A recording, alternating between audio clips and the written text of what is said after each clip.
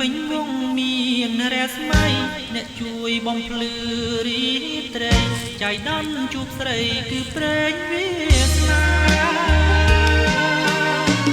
ត្រីឈប់ពុំថ្មីនៃចំកាលត្រីតូចចំតើគឺចិត្តមកចង់បងត្រឡប់មកជាថ្មីមកនាំយកអូនណាស្រី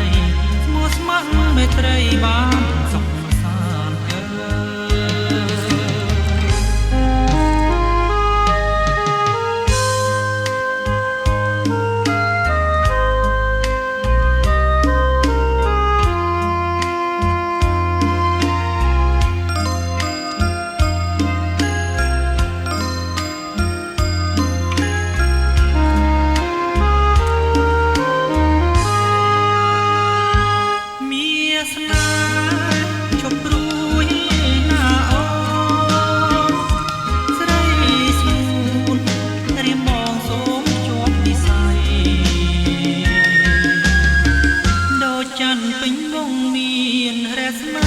អ្នកជួយបំភ្លឺរី